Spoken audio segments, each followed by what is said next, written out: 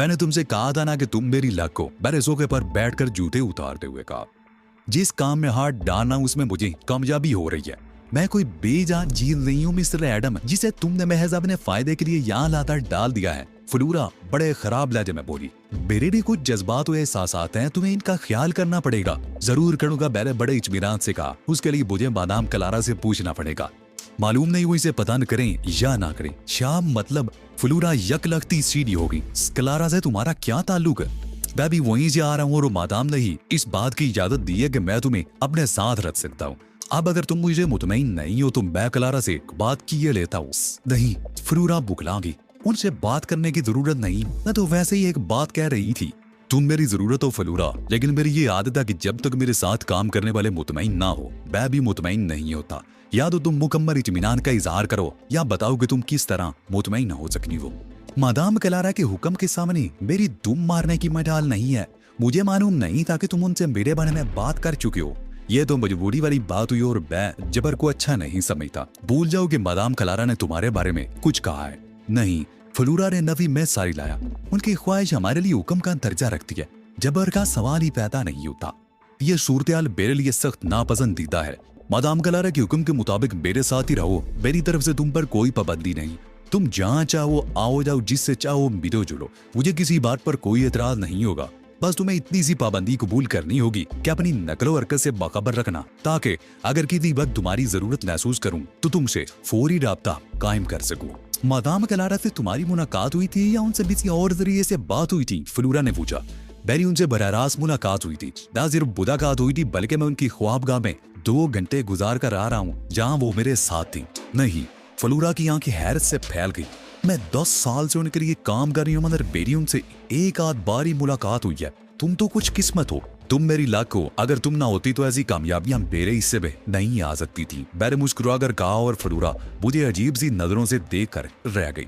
आइए mister D वडोक, तहजीब ने मुझे देखकर हंसते हुए कहा, आप ही की वजह से हमने नाश्ता करने में ताखीर की, मगर आपने इससे भी ज्यादा ताखीर कर दी।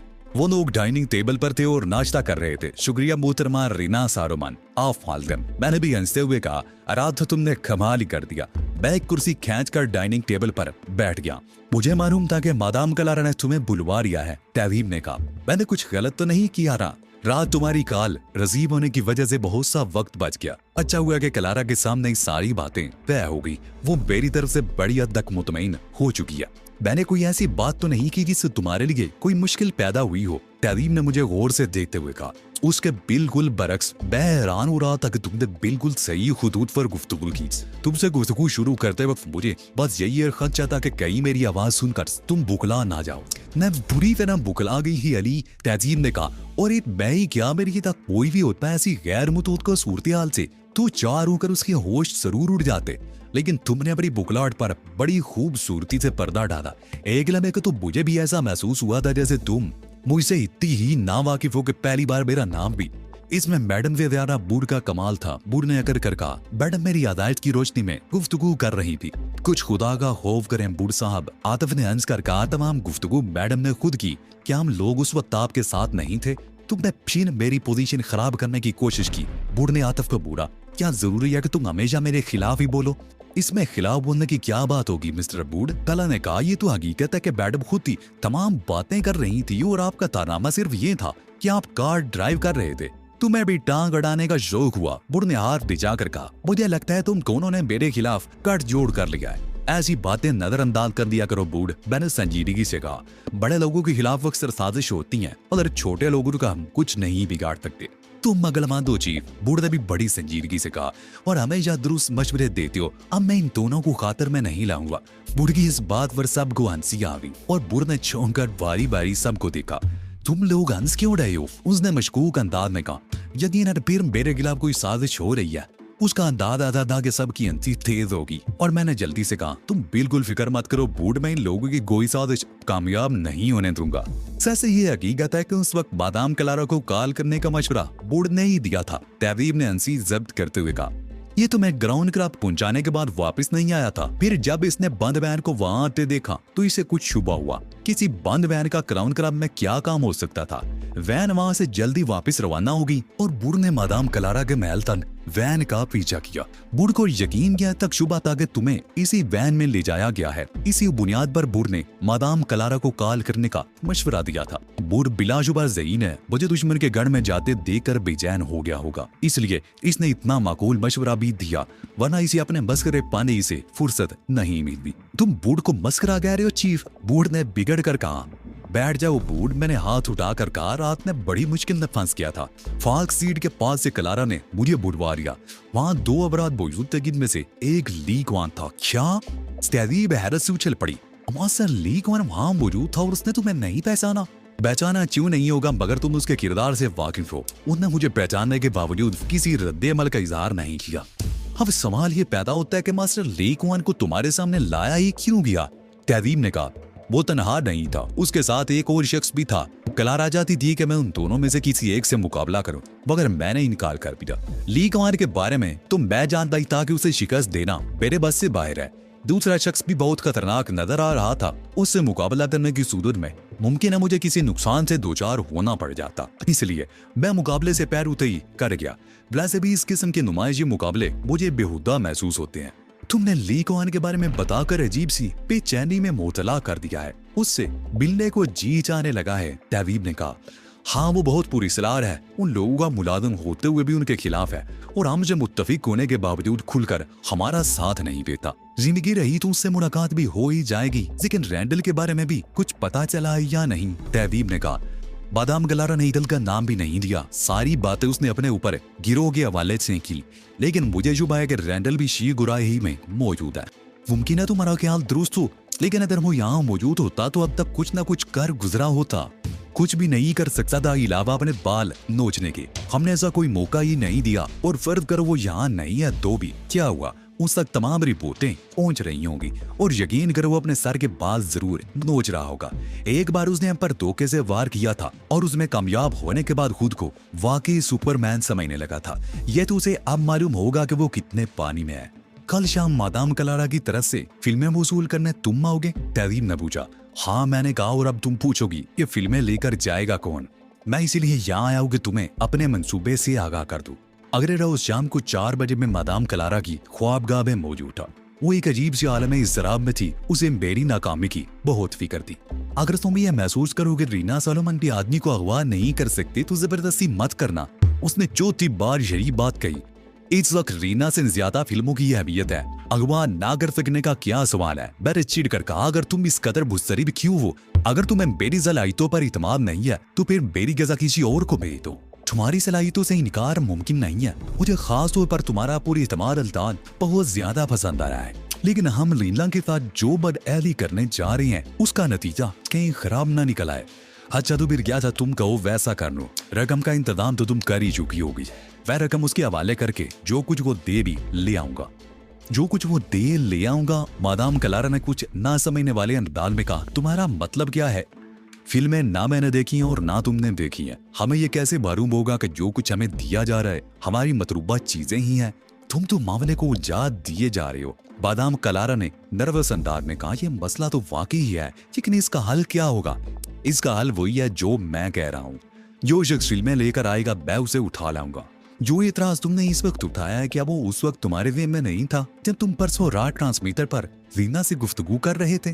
क्यों नहीं था, लेकिन ये भी ज़हन में था कि मुझे क्या करना है, इसलिए मैंने ये मसला उठाया ही नहीं। फर्ज करो, और फर्ज क्या करना है ये बात तो यकीनी है कि अपने आदमी के गायब होने पर रीना हमारे खिलाफ हरकत में आ जाएगी। हम अंधेरे के तीर का मुकाबला किस तरह करेंगे? देखो क्लारा उसके गिरोह से तजादुम दागदीर है। आ जाए तो कल ये तो होना ही है। इस वक्त हमें एक मौका मिलता है कि हम उसके एक आदमी को पकड़कर उसके बारे में मालूमात हासिल करने की कोशिश करने। मालूम नहीं आइंदा ऐसा कोई मौका मिले या ना मिले। अगर तुम बहुत ज्यादा तरद्दुद का शिकार हो रही हो तो मैं इस मामले से दस्त बरदार होने को भी तैयार हूँ। नन सही, मेरा मतलब ये तो नहीं था। मैं तो ये चाह रही हूँ कि जो कदम भी उठाया जाए पहले उसके हर पैरों पर गौर फिक्र कर लिया जाए। मैं तुम्हें एक बात बताऊं क्लारा, बड़े अचानक कहा, इसे लीगल होकर जीना हमें बेवकूफ बना रही है। उसका आदमी रकम तो ले जाएगा और फिल्मों की बजाय या तो नकली फिल्में या कोई और चीज हमारे हवाले कर ले। उसका आदमी रकम तो ले जाएगा और फिल्मों की बजाय या तो नकली फिल्में या कोई और चीज हमारे हवाले कर जाएगा। इसलिए ये जरूरी है कि उसे रकम लेकर जाने ही ना दिया जाए। अब रहा इस बात का सवाल कि हम रीना से क्या कहेंगे, तो जब उसके आदमी के पास से फिल्में बरामद ही नहीं होगी तो फिर डरना कैसा। हम उसे कह नहीं सकते कि उसने हमें धोखा देने की कोशिश की है और आइंदा उसके साथ कोई मामला नहीं किया जाएगा। तुम समझते क्यों नहीं? क्लारा ने बेबसी से कहा। हम उसे ये बात कैसे कह सकती है कि उसे आइंदा कोई मामला नहीं किया जाएगा? इन फिल्मों की बहुत अहमियत है, हम उसके सामने मजबूर होंगे। और तुम ये बात नजरअंदाज कर रही हो कि उसका एक आदमी हमारे कब्जे में होगा। रीना का मामूली सा जुराम भी मिल गया तो क्या तुम उसके लिए मसला नहीं खड़ा कर दोगी? उसे अपनी जान बचाना मुश्किल हो जाएगी। क्लारा कुछ देर गौर करती रही, फिर उसने अस्बात में सर हिलाया। तुम ठीक कह रहे हो, यही मौका है कि मैं कोई ना कोई कदम उठा लेना चाहिए, लेकिन ये भी तो मुमकिन है कि उस शख्स की हिफाजत पर कुछ और लोग भी हों। ये मेरा मसला है, मैंने हाथ उठाकर कहा, और मेरे मसाइल मेरे लिए छोड़ दो। मेरा काम सिर्फ इतना है कि उस शख्स को फिल्मों समेत तुम्हारी खिदमत में हाजिर कर दूं। मादाम क्लारा मुतमईन होगी और बोली, ठीक है, लेकिन अभी तक रीना ने राब्ता कायम नहीं किया। 4:15 बज चुके हैं। ऊंची बात खत्म होती ट्रांसमीटर पर इशारा मौजूल हुआ।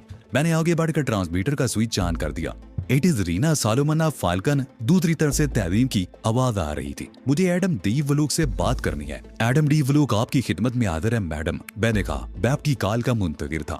तुमने रकम का बंदोबस्त तो कर ही लिया होगा मिस्टर एडम, और अब सिर्फ इस बात के मुंतजिर होगे कि तुम्हें रकम किस जगह पहुंचाने का हुक्म दिया जाता है। आपका अंदाजा दूसरा मैडम, रकम से भरा हुआ ब्रीफकेस आप तक पहुंचने के लिए आपके इशारे का मुंतजिर हूँ। तुम रकम लेकर रवाना हो जाओ मिस्टर एडम। तुम्हारी मंजिल कौमी जायरा का 12वां मील है। रकम तुम खुद लेकर आओगे। मेरा आदमी रकम तुमसे लेकर माचिस की डिबिया के बराबर एक पैकेट तुम्हारे हवाले कर देगा। फिल्में उस पैकेट में बड़ी एहतियात के साथ पैक कर दी गई हैं। लेकिन मैं एक बार फिर वार्निंग दे रही हूँ कि अगर तुमने धोखा देने की कोशिश की तो रीना शीख हो में जल्जला ले आएगी। बेफिक्र रहे मैडम सालोमन, मैं रकम से घर पहुंच रहा हूँ। आप अपने आदमी को हिदायत कर सकती हैं कि वो मौके पर ही रकम गिन ले। तुम्हारा बहुत शुक्रिया मिस्टर एडम, तहवीम ने तंदिया लहरे में कहा। तुमने मुझे बहुत काम की बात बताई है। मैं मरते दम तक तुम्हारी एहसान मंद रहूंगी। बस अब तुम फौरन रवाना हो जाओ।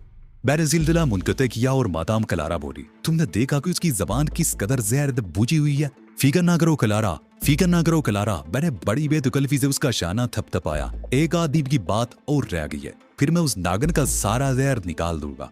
रकम से भरा हुआ वजनी ब्रीफकेस लेकर मैं कार की अकबी निशिस्त पर बैठा हुआ था। कार ड्राइवर चला रहा होता और कार का ताल्लुक मादाम क्लारा से था। ड्राइवर भी इसका मुरादिन था। प्रोग्राम के मुताबिक ड्राइवर मुझे कौमी शायरा के 12वें मील पर उतार कर वापस कार ले आता। मैं तो मादाम क्लारा से कहा था कि रकम का इंतजाम करने की जरूरत नहीं, मगर वो नहीं मानी थी। मालूम नहीं उन फिल्मों में क्या था जिसकी वजह से वो जरा सा भी रिस्क लेने को तैयार नहीं थी। शाम का वक्त था और शीगुरा की सड़कों पर रास्ता कौमी शायरा तक पहुंचने के लिए उन सड़कों से गुजरना जरूरी था जहाँ इज्जत ट्रैफिक बहुत ज्यादा हुआ करता था। कौमी शायरा तक पहुंचते पहुंचते आधा घंटा गुजर चुका था, लेकिन हाईवे पर सफर करते हुए 12 मील का फासला कोई हैसियत नहीं रखता। ड्राइवर किस रफ्तार से गाड़ी चला रहा था उसके पीछे नजर तो गोती कि वो 10 मिनट से कम ही में 12वें मील तक पहुंचा देगा, लेकिन 12वें मील तक पहुंचने की नौबत ही नहीं आई। उससे पहले एक तेज रफ्तार कार ने हमारी गाड़ी को ओवरटेक किया और इस तरह किया कि हमारे ड्राइवर को रफ्तार सुस्त करनी पड़ी। ड्राइवर ने हॉर्न दिया मगर अगली कार के ड्राइवर पर कोई असर नहीं हुआ। वो बदस्तूर हमें सड़क के किनारे की तरफ दबा रहा था।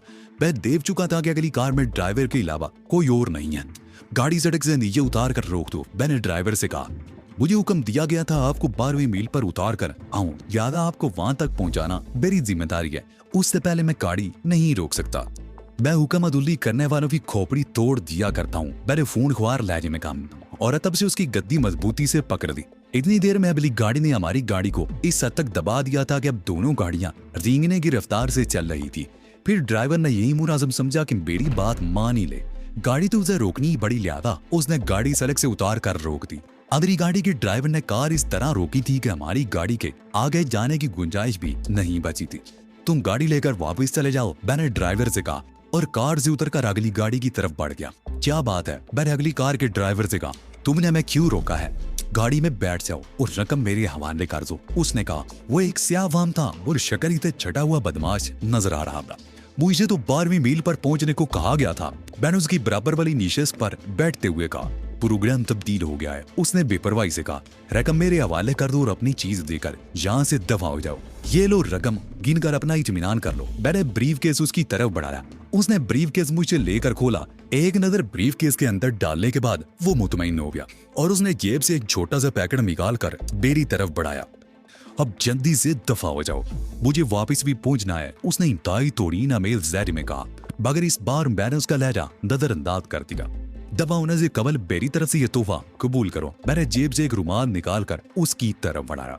फ्रांस का रुमाल है और इवनिंग इन पेरिस की खुशबू से मुअत्तर है। उसने रुमाल को हरीस निगाहों से देखा। उसके चेहरे पर तजब्जब के आसार नजर आए। शायद वो ये फैसला करने की कोशिश कर रहा था कि इस नादिर तोहफे को कबूल करे या इनकार कर दे।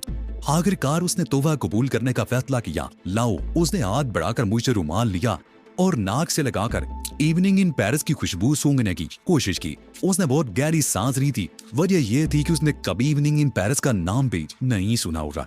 इतनी खुशबू का ज्यादा से ज्यादा हिस्सा एक बार में ही अंदर उतार लेना चाहता था। अगर वहाँ इवनिंग इन पेरिस थी कहाँ, वो तो क्लोरोफॉर्म में भीगा हुआ रुमाल था। ये कैसी इवनिंग इन पेरिस, उसने नड़कराती हुई आवाज में कहा और अब क्लोरोफॉर्म उस पर असरअंदाज कर चुका था। मैं अकेले दफा होने के इरादे से नहीं आया था। मैंने मुस्कुरा कर कहा, पहले ही से तुम्हें साथ लेकर दफा होने का प्रोग्राम बना लिया था। उसने आंखें फाड़ कर मुझे देखने की कोशिश की और फिर बड़ी फर्मा बरदारी से अपना सार स्टीयरिंग व्हील से टिका दिया। वो बेहोश हो चुका था। उसे पिछली निशस्त पर मुंतकिल करने में जरा सी दुश्वारी तो हुई, मगर बैर इस काम में ज्यादा देर नहीं लगाई। हाईवे पर तेल से तेज रफ्तार गाड़ियां गुजर रही थी। ज्यादा देर लगाने की सूरत में कोई हमारी तरफ मुतवज्जो भी हो सकता था। वापसी का सफर उसी कार पर हुआ था और मैंने खासी तेज रफ्तारी का मुजाहरा किया था। क्लारा ने मेरे लिए शायद खुसूसी हदायत दे दी थी, इसलिए मुझे गेट पर नहीं रोका गया था। क्लारा झपटती हुई दाढ़ी की तरफ आई थी। वो इमारत के बाहर ही टहल रही थी। कामयाबी, मैंने 2 उंगलियों से वी का निशान बनाकर कहा, मैंने तुमसे कहा था कि कुछ नहीं होगा, मगर तुम ख्वाह मुखा घबरा रही थी। तो उस शख्स को भी अगवा कर लाए। क्लारा ने हैरत से आंखें फाड़ कर कहा, ये कार भी उन्हीं लोगों की है। मैंने मुस्कुरा कर कहा, इसे तुम मेरी तरफ से तोहफा समझकर रख सकती हो। क्लारा ने पिछले दरवाजे की खिड़की से अंदर झांक कर उस काले कलूटे को देखने की कोशिश की, मगर वो तो अगली और पिछली निशस्त के खिलाफ में मुंह के बल गिरा हुआ था। इसलिए क्लारा उसकी सूरत नहीं देख सकी। ताम उसने अपने 2 आदमियों को बुला लिया। इसे बड़ी इबादत अगुबत खाने में पहुंचा दो। क्लारा ने अपने आदमियों को हुक्म दिया, इस पर तशद्दुद करना है, ख्याल रहे कि ये खुदकशी ना करने पाए। अपने आदमियों को हुक्म देकर वो पलटी और मेरा हाथ पकड़ दिया। आओ हम ड्राइंग रूम में चलते हैं, तुमने बहुत बड़ा कारनामा किया है। मैं उसके साथ ड्राइंग रूम में पहुंचा और ब्रीफ केस उसके हवाले कर दिया। फिर जेब से वो पैकेट भी निकाल कर उसे दे दिया जो उस कलोटे ने मुझे दिया था। मैंने ये पैकेट खोलकर नहीं देखा, मैंने क्लारा से कहा, और ना ही कभी मैंने माइक्रो फिल्में देखी हैं, लेकिन मुझे यकीन है कि इसमें कम से कम 2 माइक्रो फिल्में तो खारिज नहीं निकलेंगी, और अगर निकली भी तो मतरूबा फिल्में नहीं होगी। क्लारा ने हैरत से मुझे देखा, ये बात तुम अपने यकीन से किस तरह कह सकते हो? उसने पैकेट मुझसे लेते हुए कहा, रीना के बारे में मैंने यही अंदाजा लगाया। वैसे भी मैं जराइम की दुनिया का आदमी हूँ, जहाँ इस किस्म के सौदों का अंजाम यही हुआ करता है। इतनी देर में मादाम क्लारा ने पैकेट खोल डाला था। पैकेट के अंदर रुई भरी हुई थी और रुई के दरमियान 4 अज़द बटन रखे हुए थे। तुम्हारा अंदाजा दुरुस्त साबित हुआ। मादाम क्लारा उछलकर खड़ी होगी। हमारे साथ धोखा हुआ है तो इसमें फिक्र करने की क्या बात है? मैंने बड़े सुकून से कहा, अगर उसने धोखा ही दिया है तो धोखा खाया भी तो है। मैं उस कमीनी का खून पी जाऊंगी। क्लारा ने मुठिया भींच कर कहा, मादाम क्लारा के साथ धोखा करके कोई शख्स ची गुराई में नहीं रह सकता। गुस्सा करने की क्या जरूरत है क्लारा? अपनी तवज्जो जल्द अज जल्द उस शख्स पर मरकूज करो जो इस वक्त तक गगोबत खाने में पहुंच चुका होगा। हाँ चलो, क्लारा ने चौंक कर कहा, उसकी जबान खुलवाने में वाकई जल्दी करनी चाहिए। मैं क्लारा के साथ हुकूमत खाने में पहुंचा जहां उस शख्स को बंदिशों में जकड़ा जा चुका था। ना सिर्फ उसे बंदिशों में जकड़ा हुआ था बल्कि उसकी बेहोशी भी दायल कर दी गई थी। ये तुम लोगों ने किसी लस्सियों में जकड़ दिया? उसे देखकर अपने आदमियों पर उलट पड़ी। ये यहाँ किस तरह पहुंचा? आपने ही तो हुक्म दिया था मादाम। एक शख्स ने डरते डरते कहा और क्लारा बेई तरफ घूम गई। ये तुमने क्या हरकत की? उसने मुझे घूरते हुए कहा, जानते हो ये शख्स कौन है? रीना सालोमन का आदमी है। मैंने बड़े इत्मीनान से कहा, जिसे उसने मुझसे रकम वसूल करने के लिए भेजा था। ये क्या बकवास है?